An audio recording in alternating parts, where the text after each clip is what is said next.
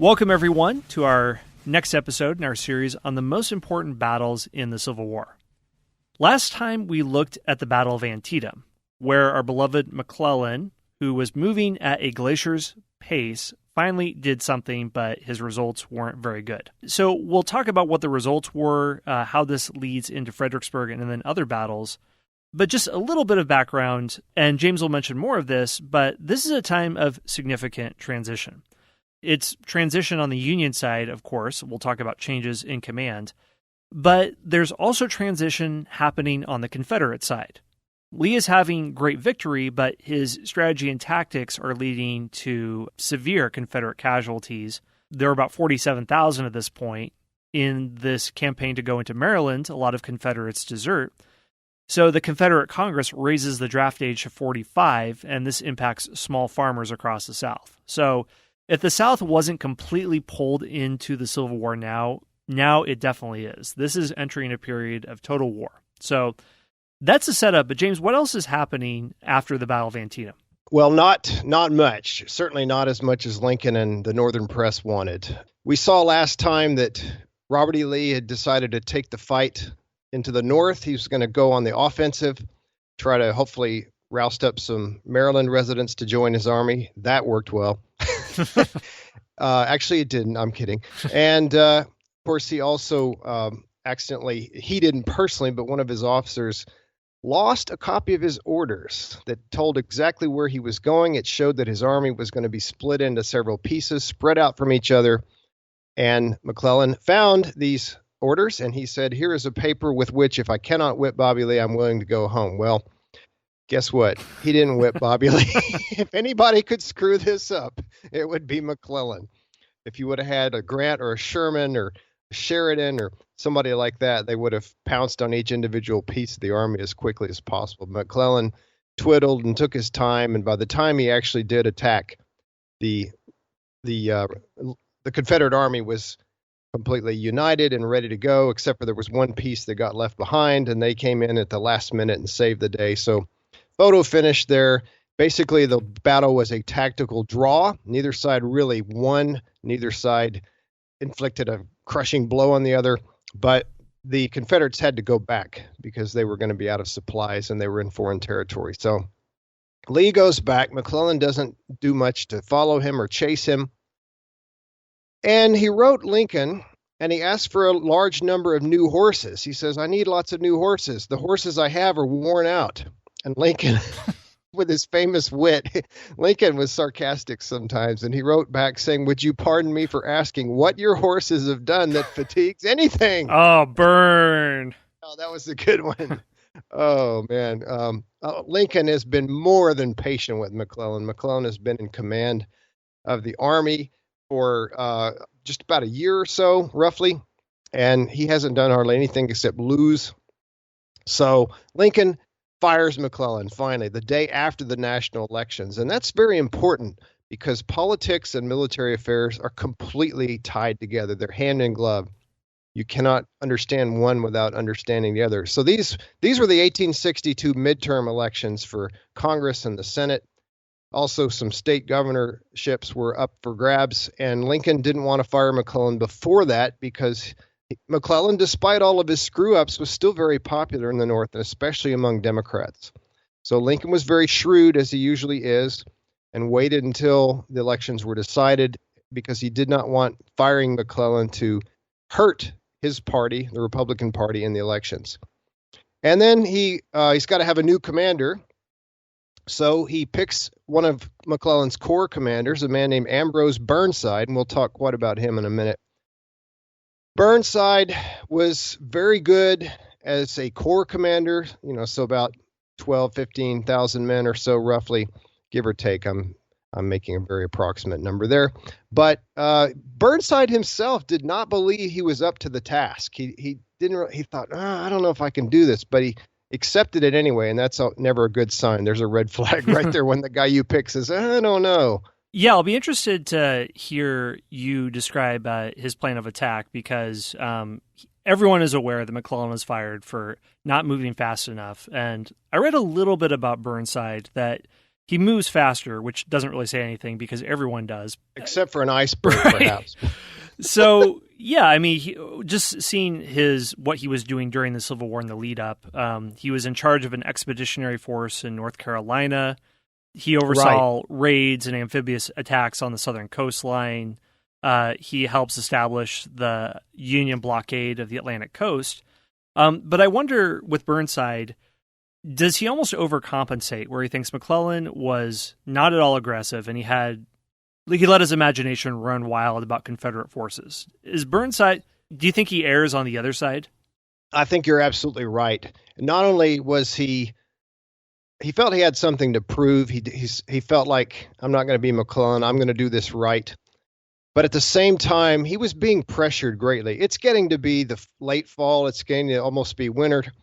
And the press is just howling. The press is saying, go, attack. And of course, the press doesn't really understand the complexities of commanding these huge armies that have never been seen before on the continent.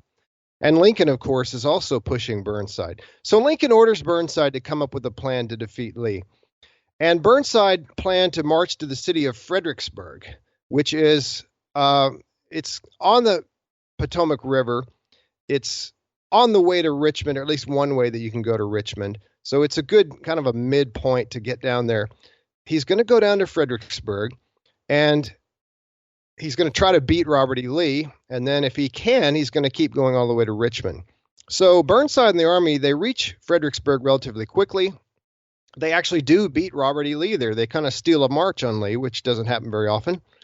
But the problem is there's a river. We talked a long time ago in one of our earliest episodes about how Virginia has these, at least Northern Virginia has these 4 major rivers that run roughly east to west. They're slightly slanted. But you have, of course, the Potomac, which we've already talked about several times, that separates Maryland and Virginia. The next one down is the Rappahannock. He's got to cross the Rappahannock to get into Fredericksburg and then hopefully on to Richmond. And it's the rainy season, and so the river is pretty high. They can't just swim across it.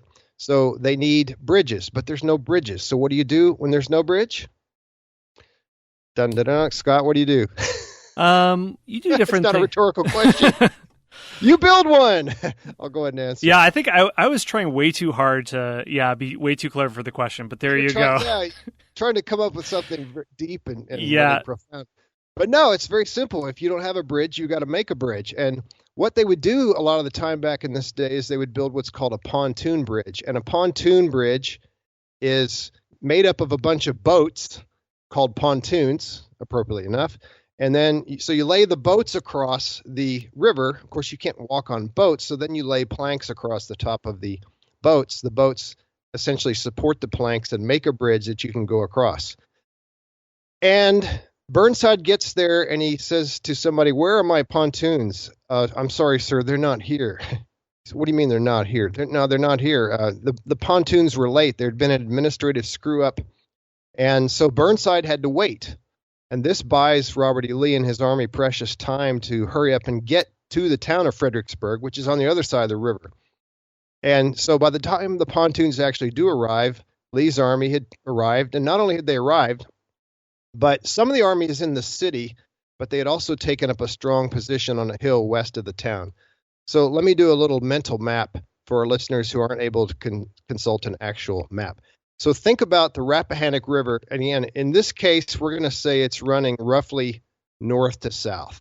Okay, it's really northwest to southeast. But just imagine it's north to south, and the Union Army is on the east side, which is the right side of the river, and the Confederates are on the left or west side of the river. So you have, going from right to left, you have the Union Army laid out north to south, then you have the river, then you have the town, and then behind the town is a very high ridge called Marie's Heights. Very good defensive position, outstanding defensive position. And so Robert E. Lee, not surprisingly, very wisely decides to deploy his army not in the city itself, which is on the riverbank and which is pretty low ground, but behind the city, to the left or to the west of the city on Marie's Heights. Beautiful defensive position. Burnside is going to have a heck of a time getting to him. Lee only had about, I say only, that's this is kind of funny to say only, but Lee has about 75,000 soldiers. Burnside has 120,000, so not quite 2-to-1 odds, but getting there. And just one other little thing I'll mention before we get into the action of the battle is that we see a characteristic right here with the numbers you just mentioned of soldiers of Lee that is pretty consistent throughout the war.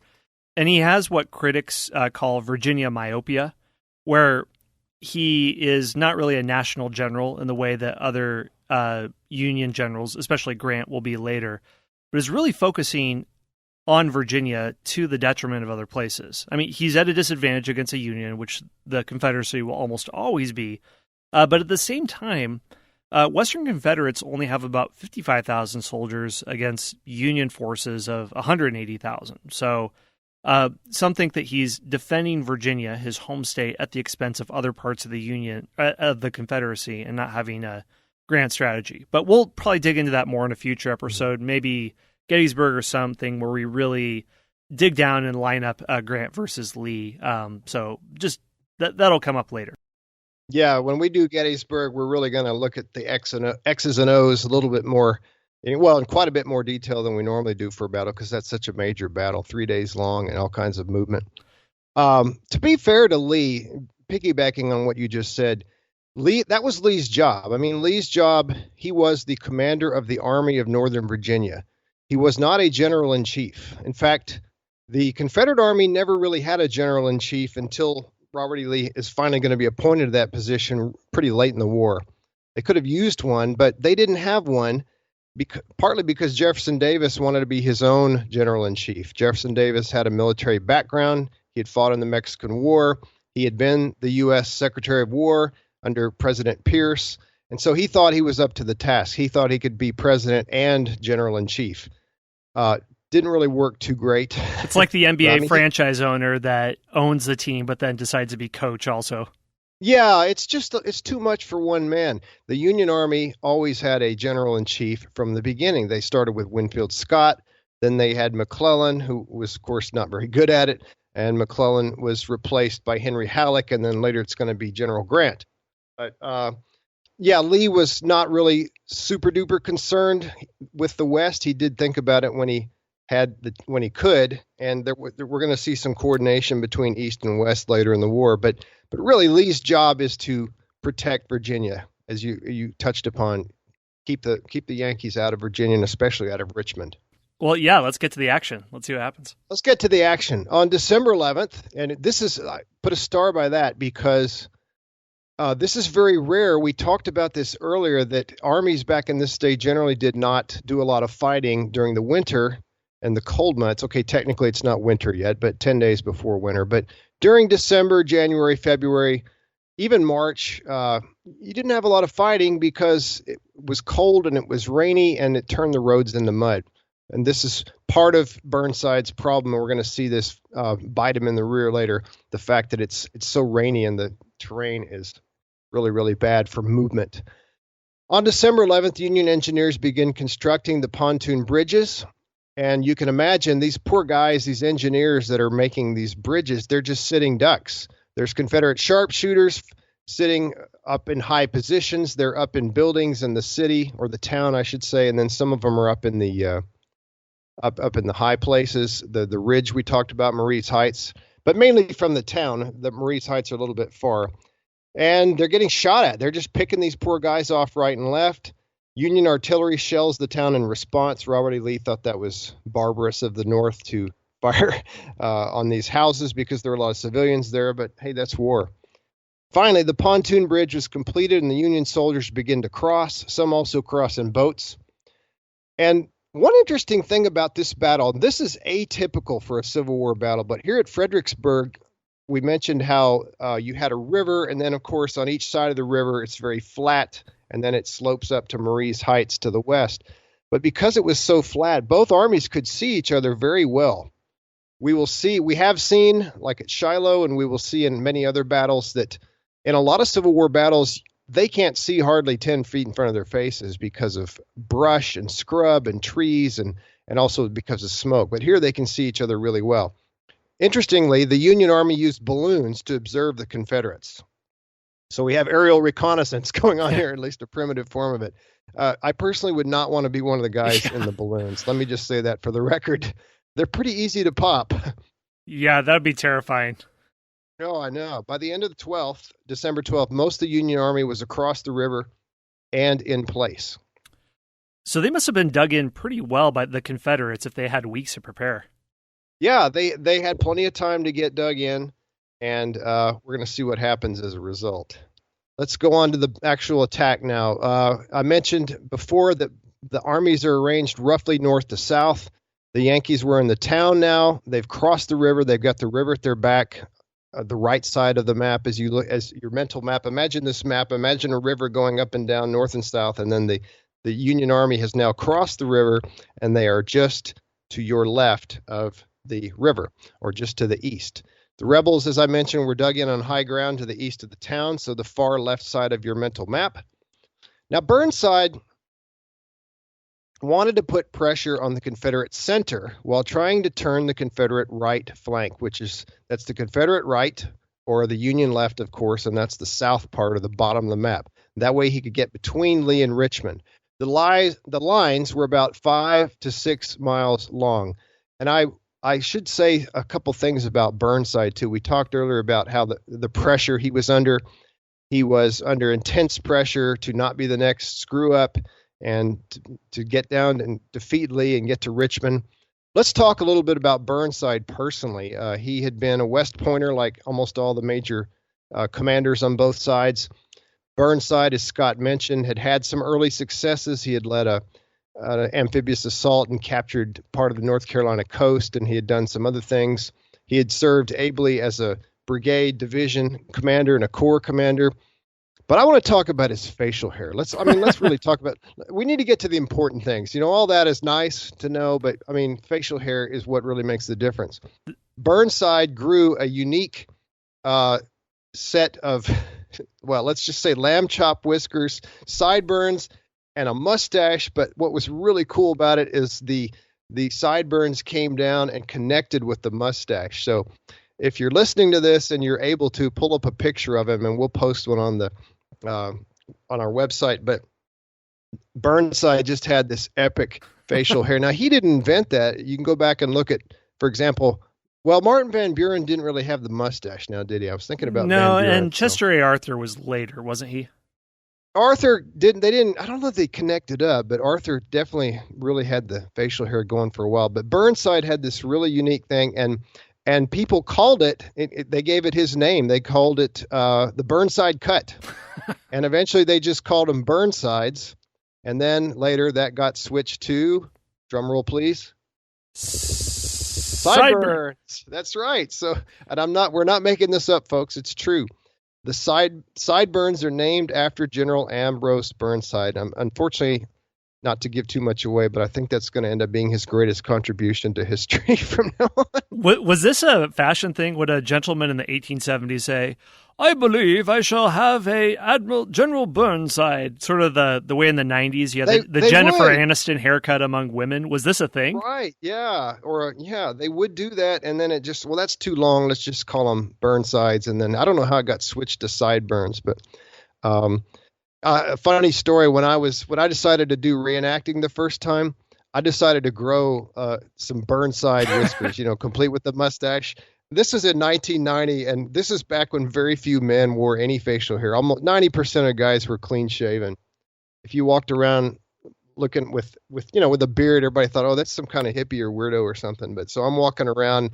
I'm in engineering, which, most people are pretty clean cut and conservative. They were back then. And so I had these sideburns, and I couldn't make them connect. I was only 22, and my beard wasn't really fully in yet, and so I had the sideburns coming over to the side, and then a gap, and then the mustache. And so the day of the reenactment, I took a black eyebrow pencil and I filled in the gaps. So I cheated. But anyway, now I can do it. But of course, I've got so much white. It's a totally different situation. Burnside was about 40-ish, actually late 30s. I don't even think he was 40 at this time. So he was really intelligent, a solid commander. But I think we're going to see he's in a little over his head in this battle. Hey everyone, Scott here. We're going to take a very short break for a word from our sponsors. The History of North America podcast is a sweeping historical saga of the United States, Canada, and Mexico, from their deep origins to our present epoch. Join me, Mark Vinette, on this exciting, fascinating, epic journey through time, focusing on the compelling, wonderful, and tragic stories of North America's inhabitants, heroes, villains, leaders, environment, and geography.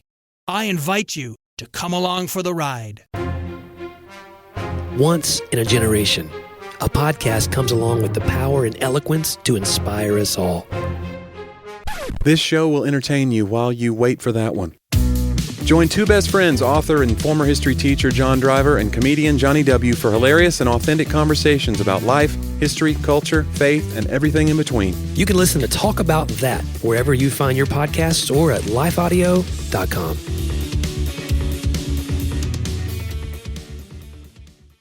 Are you concerned about tensions in the Middle East? Do you wonder where we're currently at in the biblical timeline? Are we really in the last days? Hi, everyone. I'm Dr. Carl Muller with the Inside the Epicenter podcast. Every week, my co-host, best-selling author Joel Rosenberg and I answer those questions and more. You'll hear inside knowledge of our meetings with leaders at the highest levels of government in the U.S., Israel, and the Middle East, equipping you to filter the news with biblically sound insights. Find Inside the Epicenter on your favorite podcast app, or go to joshuafund.com to listen and subscribe. You got to earn the Burnside, but for the description of the attack, can you describe what does it mean if they're putting pressure on the Confederate center? So this isn't the Napoleonic era like we've talked about. I mean, the way you use cavalry, the way you use charges is different. So what does that look like at this time? Well, what it means is, everybody knew back then, the generals were not stupid, and they knew that military technology had outpaced tactics, although they didn't always act upon that knowledge. And so they realized that a frontal assault, just charging straight ahead, if you did that, you were going to get shot to pieces. And so they would try to turn the flank. So every army the way they did it back then is they would just line up the guys, they would be too deep. Typically, you'd have one group of guys kneeling in the front and another one standing behind them when you were in battle formation. And that way you could get as much massed firepower in one place. Obviously you didn't have, or at least most people at this time did not have repeating weapons. So they would try to achieve the effect of repeating fire or machine gun fire, if you will, by just massing it, just having 10, 20, 30,000 guys all fire at the same time. And so your battle line would have obviously a middle, a center, it would have a right, and it would have a left. And typically what commanders tried to do was, let's say I'm attacking your army, Scott, okay, well, obviously my left is your right, and I'm going to try to move around and get around you to the left, kind of like in football, when you're a running back. There's a lot of analogies between football and war, aren't they? Yeah. Football's a kind of war. But if we're playing football and I'm running with the ball and you're coming up to tackle me, I'm usually not going to go straight through you, am I? Unless I'm Earl Campbell back in my prime. But typically I want to go around you. And it's the same concept with armies. I don't want to just smash straight into you. I want to go around the side of you and try to get behind you. And then I could possibly even surround you. It's called flanking or turning the other army. Okay. So that's what Burnside is trying to do here. He wants to turn the left, but at the same time, he's going to put pressure on the center, meaning not a full-fledged all-out bonsai attack, but just march up and do some firing into the center so that the center is busy and they can't move over to help the guys on your right. Does that make sense? Yeah, that's great. Which that was the major screw up at Antietam is, instead of the whole Union Army attacking at the same time, left, center, and right, they went like, okay, left. Now, you done? Good. All right, my turn, center. You done? Now, the right. Or the left, actually. But anyway, they didn't attack all at the same time. They did what's called a piecemeal attack, where a few guys hit one side and then a few other guys. And that way the Confederates were able to reinforce whichever side needed help. But so here's what here's what Burnside, I don't know if that answered the question very well. Yeah, it did. It hopefully. So Burnside's trying to get around the Confederate right, which is his left. So imagine you're commanding an army and you order your left to move even further left and try to go around them to get them out of those, force them to retreat and get them out of that fortified position. And they do push the right back a little bit, and the right is under Stonewall Jackson. I'll just mention that. But the Union commander, a guy named Franklin, who is another horrible general, he fails to follow up, and the Confederates come right back. Jackson pushes the Federals back, and so there's nothing going on there. Then we talked about pressure on the middle. The whole battle turns into that. Union troops march up the gentle slope that separated them from Lee's army. So they're walking across this open field up a very long distance, and the Confederates are up high, firing down on the Federals, and they're taking withering fire the entire time. The Confederates were protected, by the way, by a stone wall. Not Stonewall Jackson, but although he was present, stone wall. A real stone wall. And that's really nice if you can, obviously, if you're firing at somebody, you want to be behind something and protected. And we're going to see as the war progresses, more and more soldiers do that. They dig in, they entrench, they get behind stuff. And if there's no wall there, they make a wall. But here you actually had a wall. So that comes in handy. The Federals make 14 total charges. Every single one of them were repulsed.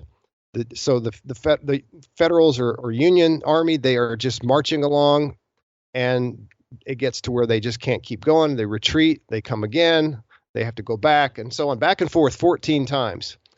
One Federal general wrote, "It was a great slaughter pen. They may as well tried to take hell." And Lee turned, and one of his famous quotes, Lee said to one of his staff members, he said, "It is well that war is so terrible. We should grow too fond of it." So this is an absolute disaster. 12,500 Federals were casualties compared to only 5,000 Confederates. So more than 2-1 in favor of the Confederates. That evening, the temperature drops to 34 degrees.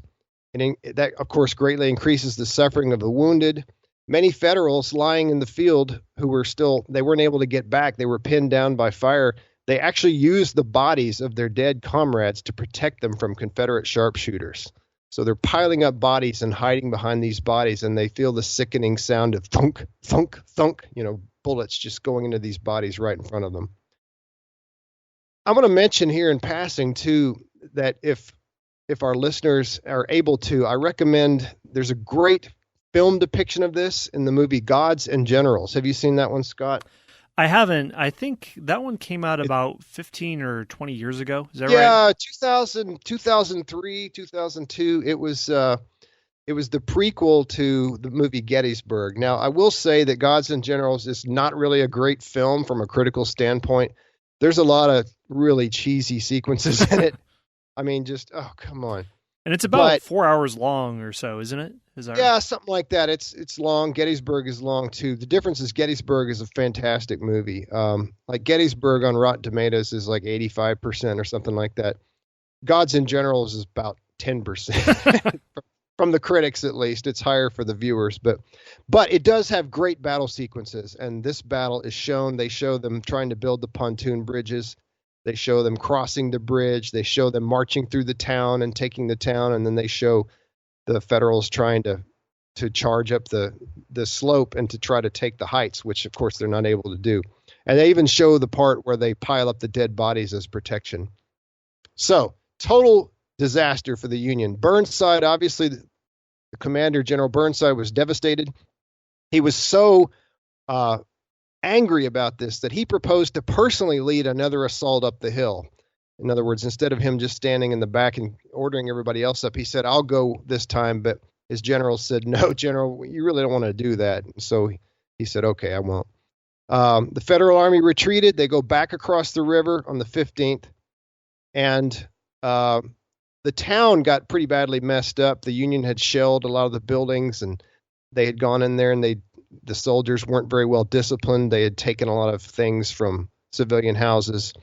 And one Confederate staff member, he was actually on the staff of Stonewall Jackson. He said to Jackson, looking around the town that was really heavily damaged and vandalized, this staff member said to Jackson, "What shall we do about the sort of men who could do such things?" And Jackson just calmly replied, "Kill them. Kill them all." Good old Stonewall Jackson. He was definitely an Old Testament kind of guy. And something I read about this battle is that it actually could have gone worse for the Union. That, like you mentioned, when they were trapped and they had to hide against bodies to not be shot because they didn't have means of retreat at night, Lee had advice. He was given advice to assault the foes in the town, to assault them, but he rejected that because he thought that the Union forces would attack the next day. The reason is because you mentioned Burnside wanted to do this before he was talked out of it, but Lee actually had a captured Burnside order for an attack, kind of a reverse of what McClellan got that Lee order up before Antietam. Well, the order was canceled, so they were lucky in that Lee didn't attack them, and it could have been even worse. So, yeah, I mean, if you could imagine, it could have turned out even worse for the Union than it did. Hey everyone, Scott here. One more brief word from our sponsors. The History of North America podcast is a sweeping historical saga of the United States, Canada, and Mexico, from their deep origins to our present epoch. Join me, Mark Vinette, on this exciting, fascinating, epic journey through time, focusing on the compelling, wonderful, and tragic stories of North America's inhabitants, heroes, villains, leaders, environment, and geography. I invite you to come along for the ride. Once in a generation, a podcast comes along with the power and eloquence to inspire us all. This show will entertain you while you wait for that one. Join two best friends, author and former history teacher John Driver and comedian Johnny W. for hilarious and authentic conversations about life, history, culture, faith, and everything in between. You can listen to Talk About That wherever you find your podcasts or at lifeaudio.com.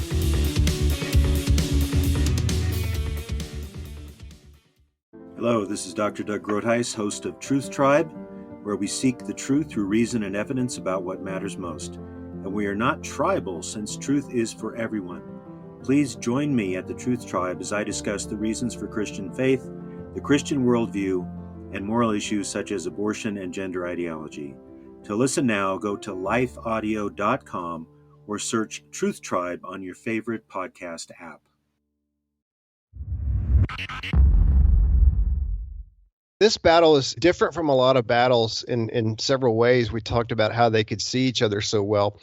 We see here Robert E. Lee in a very defensive position. We've talked about Lee already quite a bit, and we'll continue to talk about him some more, and we'll see he's a very offensive-minded general. In fact, in our next battle, which is actually our fifth key battle, Chancellorsville, which will come after this, Lee's going to be heavily, seriously offensive, but here he's defensive. The roles are reversed. So I just think that's kind of interesting. So let's talk about the aftermath now. Obviously, the Northern press condemned Burnside, and then Lincoln. He obviously had nothing to do with the battle itself, but he was the man who picked Burnside, so he takes a lot of heat. Lincoln says famously, "If there is a worse place than hell, I am in it." So Lincoln's not happy. He's having depression and headaches and all kinds of things. And Burnside was not only not a good army commander, he was also a terrible administrator. Say what you will about McClellan, but McClellan at least was a master of administration. When McClellan was in charge of the Union Army, they very seldom lacked for supplies and food. But Burnside was just lousy. He just didn't have the right skill set to handle daily things like making sure food wagons arrive and making sure replacement clothing comes and everything. The Army of the Potomac starts to experience shortages in supplies. And of course, this is the winter. It's a terrible time for that to happen.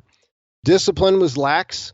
During the winter of 1862 and early 1863, under Burnside's watch, nearly 200 men a day were deserting. Wow. 200 Union soldiers just running off, going away. A lot of them came back later, but you can't afford to lose 200 men a day for very long. We talk about how the Confederate Army was really bad about having desertion, but here the Union Army passes them up. On January 20th, Burnside orders the army to again try to cross the river. He wants to go and hit Lee in a different place. But another torrential rain broke out, and most of the army's wagons and horses got bogged down in the mud. We're talking horses sinking up to their knees or the equivalent, or even up to their bodies in some cases, wagon wheels getting way down in the mud. And Burnside just had to call off the whole thing. And the Northern press had fun with this. They called it the Mud March. Burnside's generals began complaining to Congress and to Lincoln. They write Lincoln and say, we got to get rid of this guy. This is just a disaster. He's even worse than McClellan.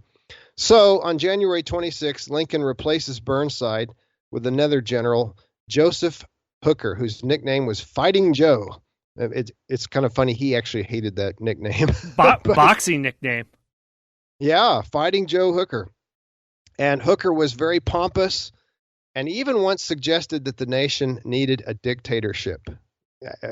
This is not in a private letter. This is openly.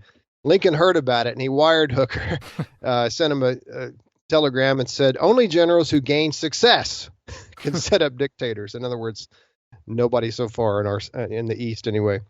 And he says, what I now ask of you is military success. I will risk the dictatorship. So that wraps up the disastrous Fredericksburg battle. Well, yeah, and I'm sure that those words of pompousness that all of our generals have when they burst out on the scene won't come back to him at some point either. So. Oh, no, no, of course not. We have never seen that before, have we? We've seen McClellan. We've seen John Pope, the man who said, well, I come from the West where all we see are the backs of our enemies, and my headquarters is in the saddle. And now Hooker's pulling the same kind of stuff. Yeah, that kind of stuff has a way of coming back to bite you in the rear. So what we'll do now is we'll wrap up here. In the next episode, we'll then dig into Chancellorsville, but then we'll also look at Civil War medicine and disease. But just one other thing about what's happening here in the war in a wider scope. So at this point, I was just looking at some numbers for where the Confederacy stands, or Lee specifically. And in his first seven months of command, his army inflicts 50,000 casualties, but it did so at a cost of about 45,000 casualties. So even despite the victory at Fredericksburg, they're not sustaining numbers that you would need when you're going up against a foe that has a 4-to-1 manpower advantage. That if it keeps up like this, it could fatally weaken the Army of Northern Virginia, and then you're eventually fighting a war of attrition. So it's something we don't think of at this point of the war because the momentum is on the Confederacy side, and it'll stay for a little bit. But yeah, so any other things to add, James, before we close this out? No, that's all I've got. I think it's a good stopping point. All right, we'll see you all in the next episode. Thanks for listening to the Key Battles in the Civil War podcast. Be sure to subscribe to the show in the podcast player of your choice and leave us a rating and a review. This helps us grow and reach new listeners. You can also find maps of the battle sites, show notes to each episode, and plenty of other history info by going to keybattlesinthecivilwar.com.